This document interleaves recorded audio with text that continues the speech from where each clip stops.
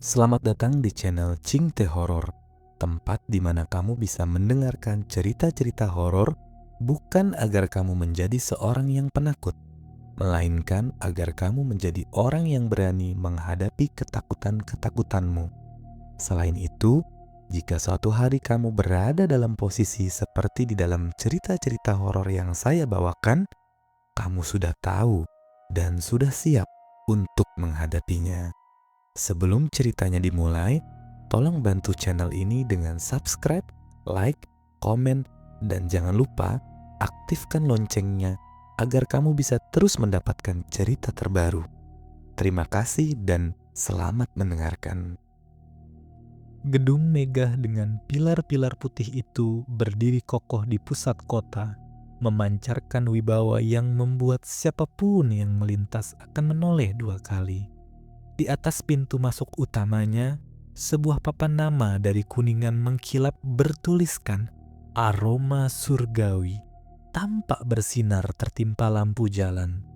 Bagi Siska, gedung itu bukan sekadar restoran mewah. Itu adalah harapan besar untuk memulihkan kondisi ibunya yang kian melemah di rumah. Dengan seragam putih yang rapi dan jantung yang berdegup kencang, Siska melangkah masuk ke dalam ruang utama yang dipenuhi dengan simfoni musik klasik yang lembut dan menenangkan. Interior restoran tersebut sungguh memukau. Lantainya terbuat dari marmer hitam yang dipoles hingga memantulkan bayangan lampu gantung kristal di langit-langit. Aroma harum kayu cendana dan rempah-rempah mahal menari-nari di udara, menyambut setiap tamu yang datang dengan kehangatan yang elegan. Para pelayan bergerak dengan gerakan yang begitu halus, hampir menyerupai tarian, membawa nampan-nampan perak berisi hidangan yang ditata seindah karya seni. Siska merasa seolah-olah ia baru saja melangkah masuk ke dalam dimensi yang berbeda. Sebuah dunia di mana segala sesuatunya tampak sempurna dan tertata dengan sangat teliti. Di tengah hiruk-pikuk pelayanan yang profesional itu, sosok Pak Hendrawan muncul. Ia adalah pria paruh baya dengan setelan jas yang sangat pas di tubuhnya. Senyumnya ramah, namun memiliki wibawa yang tidak bisa dibantah. Pak Hendrawan menyambut Siska dengan jabat tangan yang hangat. Ia menjelaskan betapa pentingnya menjaga standar di aroma surgawi.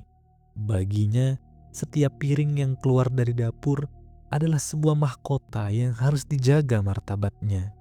Siska terpana melihat dedikasi pria tersebut. Pak Hendrawan bercerita bahwa kesuksesan restoran ini dibangun di atas kedisiplinan dan rasa syukur yang tinggi. Setiap kata yang diucapkannya terdengar begitu tulus, membuat Siska merasa sangat beruntung bisa diterima bekerja di tempat yang begitu menjunjung tinggi nilai-nilai profesionalisme. Siska kemudian diajak berkeliling melihat area ruang makan yang luas. Ia melihat antrian pelanggan yang mengular hingga keluar gedung. Para tokoh terpandang yang rela menunggu berjam-jam hanya demi mencicipi satu porsi hidangan utama. Semua orang tampak bahagia. Wajah mereka berseri-seri saat aroma masakan menyentuh indera penciuman mereka. Siska membayangkan, jika ia bekerja di sini, ia tidak hanya bisa memberikan pengobatan terbaik untuk ibunya, tetapi juga menjadi bagian dari keajaiban yang diciptakan Pak Hendrawan. Hari pertama itu diakhiri dengan perasaan bangga yang membuncah di dada Siska. Baginya, restoran ini adalah jawaban atas segala doanya, sebuah tempat di mana keindahan dan kesuksesan berjalan beriringan tanpa celah sedikit pun. Ia belum menyadari bahwa di balik cahaya lampu kristal yang berkilauan, ada bayangan yang diam-diam mengawasinya dari kejauhan. Bayangan yang diam-diam mengawasinya itu seolah menyatu dengan kegelapan di sudut-sudut ruangan, sebuah titik hitam yang tidak tertangkap oleh kilauan lampu kristal. Siska memulai minggu pertamanya dengan semangat yang meluap. Namun perlahan, Kepekaannya mulai menangkap guncangan pada citra sempurna aroma surgawi. Ia mulai memperhatikan para pelanggan setia yang datang hampir setiap malam. Saat duduk dan menyuap sesendok hidangan utama, wajah mereka mendadak berseri, pipi mereka merona kemerahan, dan binar mata mereka tampak begitu bugar, seolah seluruh kelelahan hidup telah diangkat dalam seketika.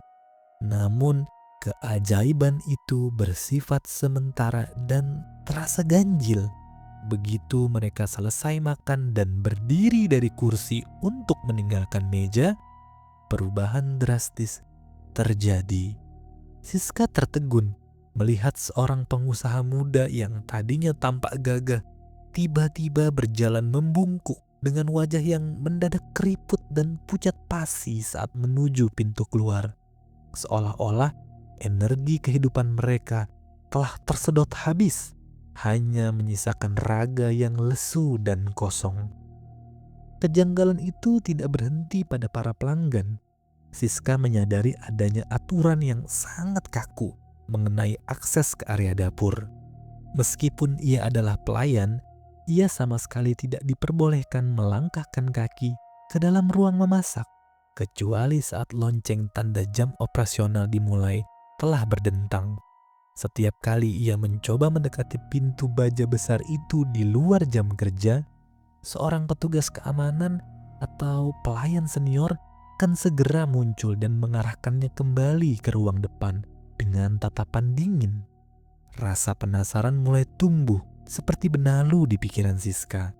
Mengapa sebuah tempat yang mengklaim kebersihan dan keterbukaan sebagai nilai utama harus memiliki area yang begitu tertutup rapat? Mengapa uap yang keluar dari celah pintu dapur kadang-kadang berbau seperti logam yang berkarat? Berbeda jauh dengan aroma harum yang tercium di ruang makan. Puncaknya terjadi pada suatu sore. Sesaat sebelum restoran dibuka untuk umum, Siska tanpa sengaja menjatuhkan sebuah serbet di dekat jalur penghubung antara dapur dan ruang saji. Saat ia membungkuk untuk mengambilnya, pintu dapur sedikit terbuka karena embusan angin dari mesin pendingin. Di sanalah ia melihatnya untuk pertama kali. Di sudut dapur yang remang-remang, jauh dari jangkauan lampu neon yang terang, duduk seorang nenek bongkok dalam diam. Sosok itu mengenakan pakaian kumal berwarna abu-abu yang tampak menyatu dengan bayangan tembok. Tubuhnya melengkung begitu ekstrim hingga kepalanya hampir menyentuh lutut, dan ia duduk menghadap dinding seolah-olah sedang memotret tiap goresan halus dengan ingatannya. Kehadiran sosok itu terasa begitu berat dan menyesakkan, seolah-olah suhu di sekitar Siska mendadak anjlok hingga ke titik beku. Bulu kuduknya berdiri tegak, dan sebuah insting purba di dalam dirinya berteriak untuk segera lari menjauh. Nenek itu tidak bergerak, tidak pula menoleh, namun Siska bisa merasakan sebuah kesedihan sekaligus kebencian yang amat dalam memancar dari sana. Saat Siska terpaku dalam ketakutan, sebuah tangan dingin menepuk bahunya dengan keras. Pak Hendrawan sudah berdiri di belakangnya dengan tatapan yang tajam, menutup pintu dapur dengan gerakan cepat yang menimbulkan bunyi dentuman yang menggema di seluruh ruangan yang sunyi itu. Bunyi dentuman yang menggema di seluruh ruangan yang sunyi itu seakan mengunci napas Siska. Namun, tatapan tajam Pak Hendrawan segera melunak, digantikan oleh senyuman profesional yang kini terasa seperti topeng yang retak. Siska segera meminta maaf dan kembali ke posisinya, namun pikirannya tetap tertinggal di sudut dapur yang remang-remang itu. Rasa penasaran yang bercampur dengan ketakutan mendorongnya untuk melakukan sesuatu yang beresiko. Beberapa jam kemudian, saat jam makan malam mencapai puncaknya dan suasana dapur menjadi sangat sibuk, Siska memanfaatkan kelengahan para pelayan senior. Melalui celah kecil di jendela kaca yang buram oleh uap panas, Ia memberanikan diri untuk mengintip apa yang sebenarnya terjadi di balik kemewahan penyajian piring-piring itu. Pandangannya tertuju pada sosok nenek bongkok yang tadi ia lihat. Nenek itu kini tidak lagi diam. Di tengah hiruk-pikuk koki yang bekerja layaknya mesin, sosok tua itu bergerak perlahan mendekati deretan piring yang siap disajikan. Siska menahan napas saat melihat ritual yang tak masuk akal itu. Sebelum setiap piring diangkat oleh pelayan untuk dibawa ke meja pelanggan, si nenek akan mencondongkan tubuhnya yang ringkih dan meludahkan sesuatu ke arah makanan. Anehnya, tidak ada cairan yang terlihat secara kasat mata, melainkan sebuah gumpalan hawa dingin yang tampak seperti uap berwarna kelabu pekat yang langsung meresap ke dalam daging dan saus yang masih mengepul panas. Yang lebih mengerikan dari ritual itu adalah reaksi orang-orang di sekitarnya. Para koki dan asisten dapur bergerak melewatinya seolah sosok tua itu hanyalah udara kosong. Mereka tidak menghindar, tidak menyapa, bahkan tidak sengaja menyenggol pakaian kumalnya. Seolah-olah nenek itu berada di dimensi yang berbeda, namun tetap mampu menyentuh dunia nyata. Siska merasa dunianya berputar. Bagaimana mungkin restoran yang mendapatkan predikat paling higienis ini membiarkan hal semacam itu terjadi? Rasa mual mulai mengaduk perutnya. Namun ada satu hal yang masih membuatnya ragu. Mengapa para tamu terlihat begitu menikmati makanan yang telah dikotori oleh hawa gelap tersebut? Didorong oleh keinginan untuk membuktikan bahwa matanya tidak salah, Siska melakukan tindakan nekat saat jam istirahat singkat. Ia menyelinap ke area piring sisa di bagian pencucian dan menemukan sebuah piring yang masih menyisakan sedikit potongan daging mahal. Ia membawa potongan itu ke tempat tersembunyi dan mencoba mencicipinya sedikit saja. Begitu makanan itu menyentuh lidahnya, Siska hampir tersedak. Rasa yang ia rasakan bukanlah kelezatan rempah-rempah surgawi yang dibicarakan orang-orang, melainkan rasa busuk yang amat pekat. Mirip dengan daging yang telah lama membusuk di dalam tanah yang lembab. Rasanya hambar, dingin, dan meninggalkan aroma tanah di kerongkongannya. Sangat kontras dengan ekspresi wajah pelanggan di ruang depan yang tampak sedang mengecap kenikmatan dari kayangan. Kesadaran pahit itu menghantamnya dengan keras. Restoran ini tidak menjual rasa, melainkan sebuah ilusi mematikan yang dibungkus dengan kutukan. Siska berlari ke arah wastafel di ruang loker, membasuh mulutnya berkali-kali, seolah-olah air bisa menghapus rasa tanah yang masih tertinggal di lidahnya. Tubuhnya gemetar hebat. Bayangan wajah-wajah pelanggan yang lahap menyantap pembusukan itu membuat perutnya mual bukan main. Ia tahu, ia tidak bisa tinggal di sini lebih lama lagi. Baginya, uang untuk pengobatan ibunya memang sangat penting. Namun, ia tidak sanggup jika harus menjadi bagian dari persekongkolan gaib yang menjijikan ini. Dengan tangan yang masih gemetar, Siska merapikan seragamnya dan membulatkan tekad untuk menemui Pak Hendrawan di ruang kerja pribadinya yang mewah di lantai atas. Ruangan Pak Hendrawan terasa sangat hening. Hanya ada suara detak jam dinding kuno yang berat. Siska menjelaskan dengan suara yang sebisa mungkin terdengar tenang bahwa ia ingin mengundurkan diri karena alasan kesehatan keluarga. Pak Hendrawan mendengarkan tanpa memotong. Wajahnya tetap tenang dan penuh keramahan yang palsu hingga Siska selesai berbicara. Pria itu kemudian membuka laci mejanya yang terbuat dari kayu jati mahal dan mengeluarkan map biru berisi dokumen yang ditandatangani Siska di hari pertamanya. Dengan gerakan perlahan, ia menunjukkan sebuah poin dalam kontrak kerja yang sebelumnya tidak Siska perhatikan dengan saksama karena terlalu terburu-buru saat itu. "Kamu adalah karyawan yang potensial, Siska," ujar Pak Hendrawan dengan nada suara yang rendah, namun syarat dengan ancaman. Ia menunjukkan pada klausul penalti yang tertulis dengan tinta hitam yang tegas. Di sana tertulis bahwa jika Siska berhenti sebelum masa kontrak 1 tahun berakhir, ia wajib membayar denda sebesar total gaji yang tersisa dari bulan kontraknya. Bagi Siska yang baru bekerja 1 bulan, itu berarti ia harus membayar 11 kali lipat gajinya saat itu juga.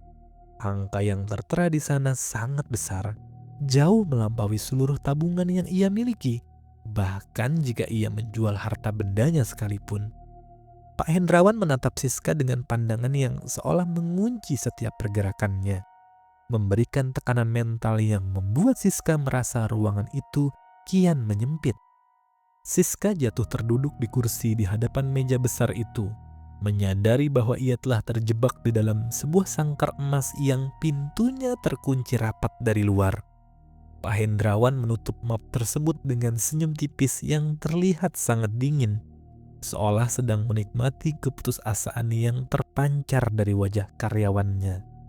Siska menyadari bahwa ia tidak punya pilihan lain kecuali terus bekerja di restoran itu, meski setiap detiknya kini dipenuhi dengan rasa was-was dan ketakutan yang mencekam. Ia harus kembali ke area makan, mengenakan topeng keramahan, dan melihat piring-piring yang telah diludahi itu disajikan kepada orang-orang. Sementara di dalam hatinya, ia mulai merencanakan sesuatu untuk melepaskan diri dari jeratan tak terlihat yang mengikat hidupnya. Siska menyadari bahwa rasa takut tidak akan membebaskannya. Ia membutuhkan informasi, sebuah senjata berupa kebenaran untuk menghancurkan dominasi Pak Hendrawan. Target utamanya adalah mencari tahu siapa sebenarnya sosok nenek bongkok di sudut dapur itu. Karena ia yakin bahwa rahasia kesuksesan restoran ini terletak pada identitas sang nenek. Di tengah malam, saat seluruh staf telah pulang dan Pak Hendrawan terlihat meninggalkan gedung untuk sebuah pertemuan, Siska tidak langsung pulang. Ia bersembunyi di balik lemari penyimpanan besar, menunggu hingga suasana benar-benar sunyi senyap. Dengan langkah yang sangat pelan agar tidak menimbulkan bunyi di atas lantai marmer, Siska menyelinap menuju ruang arsip pribadi Pak Hendrawan yang berada di balik ruang kerja utama. Ia menggunakan senter kecil dari ponselnya, menyapu deretan map dan dokumen yang tertata rapi. Jantungnya berdegup kencang saat tangannya menyentuh sebuah kotak kayu tua yang berdebu. Kotak itu tersembunyi di balik tumpukan laporan keuangan tahunan. Di dalam kotak itu, ia tidak menemukan dokumen bisnis, melainkan sebuah bingkai foto perak yang kacanya sudah mulai kusam. Siska menyorotkan senternya lebih dekat ke arah foto tersebut dan seketika ia merasa seluruh persendiannya membeku. Foto itu memperlihatkan Pak Hendrawan di masa muda, berdiri merangkul seorang wanita tua yang sangat ia kenal. Wanita di dalam foto itu tampak bugar dan cantik dengan kebaya yang anggun. Namun, sorot matanya yang tenang dan senyumnya yang tulus sangat identik dengan sosok nenek yang meringkuk di sudut dapur. Siska menemukan sebuah kliping koran lama di bawah foto tersebut dengan judul berita, "Seorang ibu lansia hilang secara misterius di desa terpencil." Tanggal pada koran itu menunjukkan waktu tepat 20 tahun yang lalu. Siska menutup mulutnya dengan tangan agar tidak berteriak. Wanita tua itu adalah ibu kandung Pak Hendrawan sendiri, sosok yang selama ini dikabarkan hilang, namun ternyata disembunyikan di bawah tanah restoran ini dalam keadaan yang sangat mengenaskan. Kesadaran mengerikan kini menghujam benak Siska bahwa kesuksesan luar biasa yang dinikmati Pak Hendrawan bukan hasil dari kerja keras semata, melainkan hasil dari pengkhianatan yang paling keji. Pak Hendrawan telah menumbalkan ibu kandungnya sendiri, mengikat jiwa wanita malang itu untuk menjadi budak gaib demi memberikan rasa yang palsu pada hidangannya. Siska menatap foto itu dengan perasaan sedih yang mendalam, membayangkan bagaimana seorang ibu yang seharusnya mendapatkan masa tua yang tenang, justru dipaksa bekerja untuk meludahi piring-piring demi kekayaan sang anak. Siska bersumpah dalam hati bahwa ia tidak hanya harus menyelamatkan dirinya sendiri, tetapi ia juga harus mengakhiri penderitaan abadi yang dialami oleh wanita tua yang terbelenggu di sudut dapur itu. Namun, niat suci itu rupanya telah tercium oleh Pak Hendrawan yang instingnya setajam pisau dapur yang paling runcing. Keesokan harinya, suasana di restoran terasa berbeda. Tidak ada lagi senyum ramah yang biasanya menghiasi wajah sang pemilik. Pak Hendrawan menatap Siska dengan pandangan yang menyelidik, seolah ia bisa membaca setiap helai rencana yang disusun di balik kening gadis itu. Dengan dalih meningkatkan kebersihan di area vital, Pak Hendrawan memberikan tugas baru yang membuat jantung Siska seakan berhenti berdetak. Ia diperintahkan untuk menjadi penanggung jawab kebersihan area sudut dapur, tepat di tempat wanita tua itu meringkuk. Kini tidak ada lagi jarak yang melindungi Siska dari aura dingin yang memancar dari sang nenek. Setiap kali Siska menggerakkan kain pel di dekat kaki ringkih yang tertutup kain kumal itu, udara di sekitarnya mendadak menjadi sangat berat. Seolah oksigen telah berubah menjadi timah. Di tengah hiruk-pikuk suara penggorengan dan denting piring, sebuah suara mulai merayap masuk ke dalam telinga Siska. Suara itu bukan berasal dari udara, melainkan seperti gema yang muncul langsung di dalam kepalanya. Suaranya parau, pecah, dan syarat dengan penderitaan yang telah menumpuk selama 20 tahun. Lepaskan aku nak, aku lelah, biarkan aku pergi. Bisik suara itu membuat tangan Siska bergetar hingga hampir menjatuhkan gagang pelnya. Nenek itu perlahan mulai menggerakkan kepalanya. Meskipun wajahnya tetap tertutup oleh rambut yang putih kusut, bisikan itu kian lama kian intens. Bukan lagi sekadar rintihan, melainkan sebuah permintaan yang mengerikan. Gantikan aku. Tugas ini harus ada yang meneruskan, agar aku bisa beristirahat dalam damai. Lanjut suara itu dengan nada yang memelas, namun sekaligus menekan. Siska mulai merasa serangan mental yang luar biasa. Setiap kali ia menatap sosok tersebut, pandangannya menjadi kabur. Bayangan di dinding dapur seolah-olah mulai memanjang dan bergerak sendiri, menyerupai tangan-tangan hitam yang mencoba meraih ujung seragamnya. Pengaruh energi negatif di dapur itu mulai mengaburkan batas antara kenyataan dan halusinasi di dalam pikiran Siska. Ia mencoba fokus pada pekerjaannya, namun setiap pelanggan yang dia lihat lewat jendela dapur kini tampak seperti tengkorak berjalan di matanya. Siska merasa seolah-olah kewarasannya sedang dikuliti helai demi helai oleh kehadiran sang nenek yang tidak pernah berhenti berbisik. Pak Hendrawan mengawasi dari kejauhan melalui monitor CCTV di ruangannya, memperhatikan bagaimana Siska mulai bicara sendiri dan berkeringat dingin di sudut dapur. Bagi Pak Hendrawan, itu bukanlah tanda gangguan jiwa, melainkan tanda bahwa proses penyelarasan energi telah dimulai. Siska berada di ambang kehancuran mental, berjuang sekuat tenaga untuk tidak terjatuh ke dalam kegelapan yang siap menelannya bulat-bulat. Sementara waktu terus berjalan menuju puncak pengabdian yang tidak pernah ia bayangkan. Sadar bahwa ia tidak bisa menghadapi kekuatan ini sendirian, Siska mencoba menggunakan cara yang paling masuk akal, jalur hukum dan prosedur kesehatan. Ia menghubungi seorang teman lamanya, Aris, yang kini bekerja sebagai pengawas di dinas kesehatan yang berwenang memberikan sertifikasi kebersihan restoran. Melalui pesan singkat yang penuh dengan nada keputusasaan, Siska meminta Aris untuk melakukan sidak mendadak, berharap bahwa otoritas resmi dapat menemukan kejanggalan di dapur tersebut dan menutup restoran itu untuk selamanya. 2 hari kemudian, Aris datang bersama tim inspeksi lengkap dengan seragam resmi dan peralatan laboratorium. Siska berdiri di sudut ruangan dengan jantung yang berdebar kencang, berharap ini akan menjadi akhir dari mimpi buruknya. Tim tersebut mulai memeriksa setiap sudut, mengambil sampel air, menguji kebersihan permukaan meja, hingga memeriksa suhu penyimpanan daging. Namun semakin lama mereka bekerja, semakin lemas lutut Siska. Di mata tim dinas kesehatan, dapur itu adalah teladan kesempurnaan. Tidak ada bakteri berbahaya, tidak ada kotoran tersembunyi. Dan yang paling menyesakkan adalah saat mereka melintasi sudut dapur tempat sang nenek duduk, mereka melewati area itu dengan santai. Aris bahkan berdiri tepat di tempat bayangan nenek itu berada. Namun ia tidak merasakan apa-apa.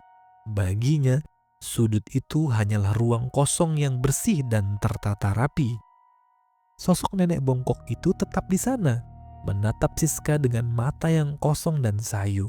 Namun kehadirannya benar-benar tidak terdeteksi oleh indera manusia biasa maupun peralatan canggih milik tim inspeksi. Siska yang merasa frustasi mulai berteriak, menunjuk-nunjuk ke arah sudut kosong itu dan memohon pada Aris untuk melihat lebih dekat. Keadaan menjadi kacau saat rekan-rekan kerja Siska menatapnya dengan pandangan kasihan bercampur ngeri. Menganggapnya telah kehilangan akal sehat akibat tekanan kerja. Aris hanya bisa menggelengkan kepala, memberikan laporan hasil inspeksi yang sempurna kepada Pak Hendrawan, sambil memberikan tatapan prihatin pada Siska sebelum ia pergi meninggalkan restoran. Pak Hendrawan mendekati Siska setelah tim tersebut pergi. Wajahnya menunjukkan ketenangan yang mematikan. Ia tidak marah secara terbuka, namun setiap kata yang keluar dari mulutnya terasa seperti belati dingin yang menempel di leher Siska.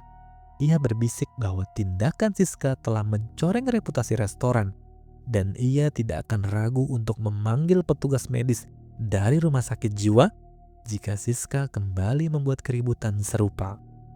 Siska kini benar-benar terisolasi. Hukum tidak berdaya melawan apa yang tidak bisa dilihat, dan dunia kini memandangnya sebagai seorang wanita muda yang sedang kehilangan kewarasannya. Di tengah kesunyian dapur setelah jam operasional, Siska menyadari bahwa satu-satunya cara untuk mengakhiri kengerian ini adalah dengan menghadapi sumber kegelapan itu secara langsung, tanpa bantuan, tanpa dukungan dari dunia luar yang tidak lagi mempercayainya. Namun, waktu seakan berlari lebih cepat dari rencana manapun yang ia susun.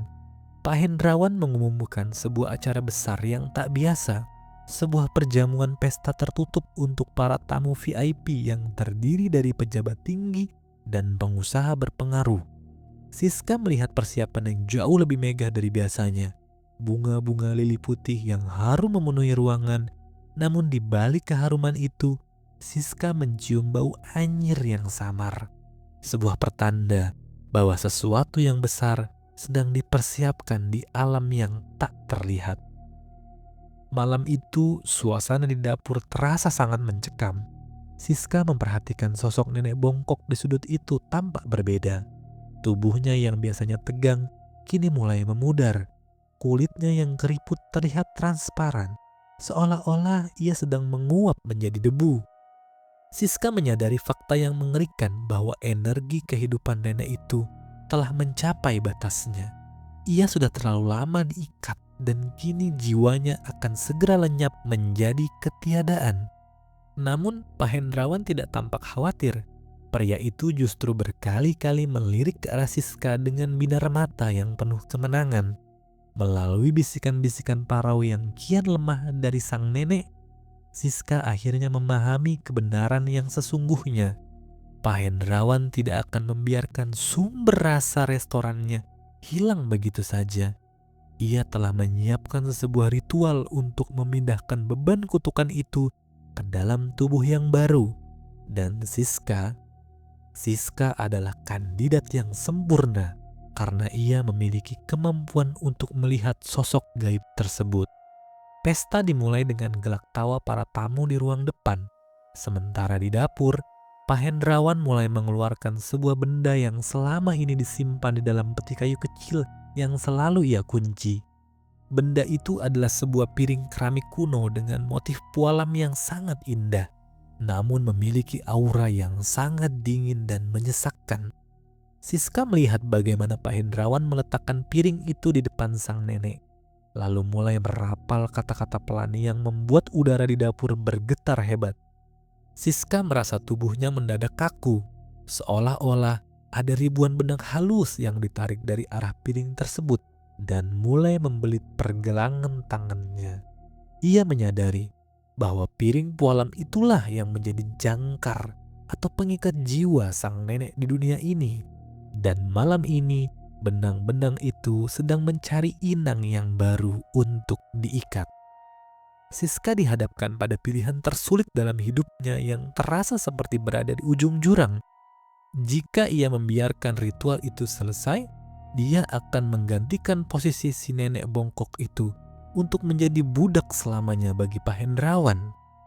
Namun, jika ia mencoba melawan atau menghancurkan piring keramik kuno tersebut, ia tidak tahu apa yang akan terjadi. Risiko dari benturan energi itu bisa saja meruntuhkan seluruh bangunan mewah tersebut dan membahayakan semua orang di dalamnya. Peluh dingin mengucur di dahi Siska saat ia melihat Pak Hendrawan mulai mengarahkan telapak tangannya ke arah Siska, memberikan isyarat bahwa proses pemindahan jiwa akan segera dimulai. Dengan sisa kekuatan mental yang ia miliki, Siska merogoh kantong seragamnya, menyentuh botol kecil berisi air yang ia siapkan, bersiap untuk melakukan sebuah tindakan nekat yang akan menentukan seluruh sisa hidupnya. Air itu bukan sekadar air biasa. Beberapa hari sebelumnya, di tengah keputusasaan yang mendalam, Siska sempat menemui seorang pria tua bijak di pinggiran kota yang dikenal sebagai orang pintar. Pria itu memberinya sebotol kecil air yang telah didoakan dengan tulus, sebuah penawar bagi energi gelap yang menyelimuti restoran tersebut. Siska tahu bahwa ia tidak bisa melawan Pak Hendrawan dengan kekuatan fisik, namun ia memiliki sesuatu yang tidak dimiliki pria itu, niat murni untuk membebaskan jiwa yang tersiksa. Saat Pak Hendrawan mulai merapal kalimat terakhir dari ritualnya, udara di dalam dapur berputar layaknya badai yang tak terlihat. Lampu-lampu kristal di ruangan makan mulai berkedip-kedip, dan suara denting alat makan para tamu VIP mendadak berhenti karena rasa dingin yang menusuk tulang. Pak Hendrawan mengulurkan tangannya, mencoba menarik energi dari sang nenek untuk dialirkan ke arah Siska. Namun, tepat sebelum benang-benang hitam itu menyentuh kulitnya, Siska melompat ke depan dengan gerakan yang cepat dan penuh keyakinan.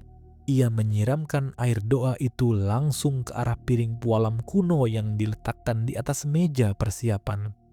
Seketika itu juga, benturan energi yang luar biasa meledak di dalam ruangan.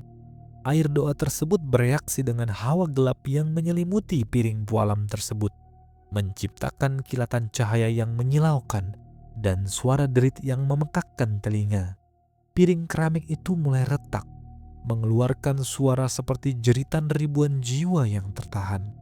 Pak Hendrawan berteriak murka, mencoba meraih piring itu untuk menyelamatkan sumber kekayaannya. Namun ia justru terhempas oleh gelombang energi yang begitu kuat. Bayangan-bayangan hitam yang selama ini tersembunyi di sudut-sudut dapur mulai keluar, berputar-putar seperti pusaran angin yang mengamuk. Lampu-lampu di seluruh restoran mulai pecah satu persatu, mengirimkan serpihan kaca ke lantai marmer yang mewah. Para tamu di ruang depan berhamburan dalam kepanikan saat kegelapan total menyergap mereka. Namun kegelapan itu terasa berbeda. Ia terasa jujur, seolah topeng kemewahan aroma surgawi sedang dikuliti secara paksa. Pak Hendrawan mencoba merangkak maju, namun dari retakan piring pualam itu keluar sebuah bayangan hitam pekat yang menyerupai tangan-tangan raksasa. Bayangan itu tidak memukulnya, melainkan menariknya, seolah-olah seluruh beban dosa yang ia tanam selama 20 tahun kini menagih balasannya. Siska berdiri di tengah kekacauan itu, terus merapalkan doa-doa tulus, sementara piring pualam di hadapannya mulai bercahaya dengan warna merah yang berpendar sebelum akhirnya terbelah menjadi dua. Seketika itu juga Pusaran bayangan hitam yang tadinya mengamuk mendadak luruh seperti debu yang tertiup angin. Di tengah kesunyian yang mencekam pasca ledakan energi tersebut, Siska melihat sosok nenek bongkok itu berdiri dengan tegak untuk pertama kalinya. Tubuhnya tidak lagi melengkung kesakitan. Wajahnya yang semula tertutup rambut kusut, kini terlihat jelas, memancarkan kedamaian yang sangat dalam. Wanita tua itu menatap Siska dengan binar mata yang jernih, mengulas senyum tulus yang seolah mengucapkan terima kasih tanpa kata. Sebelum perlahan-lahan tubuhnya menguap, menjadi butiran cahaya putih yang terbang menuju langit-langit, lalu menghilang begitu saja. Kepergian sang nenek membawa dampak yang mengerikan bagi Pahendrawan. Pria yang tadinya tampak bugar dan gagah itu jatuh pingsan di atas lantai dapur yang dingin. Dalam hitungan detik, sebuah pemandangan yang mengerikan terjadi. Tubuhnya mendadak menyusut, kulitnya menjadi kusam dan keriput, seolah seluruh usia dan kesehatan yang selama ini ia curi dari para pelanggannya telah ditarik kembali secara paksa oleh alam. Ia tergeletak tak berdaya, tampak seperti seorang pria yang sangat tua dan rapuh, kehilangan segala kejayaan yang dia bangun di atas penderitaan ibu kandungnya sendiri. Siska menarik napas panjang, merasakan udara di dalam restoran itu mendadak berubah. Bau rempah-rempah surgawi yang palsu kini digantikan oleh bau busuk yang sangat menyengat, bau daging lama dan tanah basah yang selama ini disembunyikan oleh sihir sang nenek. Restoran aroma surgawi akhirnya ditutup permanen keesokan harinya setelah tim kepolisian dan dinas kesehatan menemukan berbagai kejanggalan yang tidak masuk akal di dalam bangunan tersebut, termasuk insiden ledakan semalam. Bau busuk yang menetap di dinding-dinding gedung membuat siapapun tidak tahan untuk berada di sana lebih dari 1 menit. Sebuah tanda bahwa kejujuran telah kembali ke tempat itu. Pahendrawan dilarikan ke rumah sakit dalam kondisi koma dan tidak pernah benar-benar pulih, menghabiskan sisa hidupnya di dalam raga yang kering kerontang. Sementara itu, Siska berhasil membawa ibunya pulang ke desa dengan sisa gaji yang sempat ia terima, memulai hidup baru yang lebih sederhana namun jauh lebih tenang tanpa bayang-bayang kontrak yang mengikatnya. Namun, pengalaman tersebut meninggalkan jejak permanen dalam diri Siska. Meskipun ia telah bebas, matanya kini tidak lagi sama. Ia memiliki kemampuan untuk melihat sisi gelap dari setiap tempat makan yang ia kunjungi. Setiap kali ia melangkah masuk ke sebuah restoran, ia bisa melihat gumpalan asap hitam di pojok ruangan atau hawa dingin yang menyelimuti piring-piring tertentu jika tempat itu menggunakan cara-cara yang tidak jujur. Ini adalah sebuah peringatan permanen, sekaligus berkat yang menjaga langkahnya. Siska kini sadar bahwa di balik setiap kelezatan yang ditawarkan dunia, ada harga yang harus dibayar. Dan ia berkomitmen untuk selalu mencari kejujuran dalam setiap aroma yang ia temui di sepanjang sisa hidupnya. Tamat. Terima kasih sudah mendengarkan sampai akhir. Selamat, itu artinya kamu semakin menjadi seorang yang pemberani. Saya percaya kamu juga bisa mendengarkan hingga selesai cerita-cerita selanjutnya. Sampai jumpa di episode berikutnya.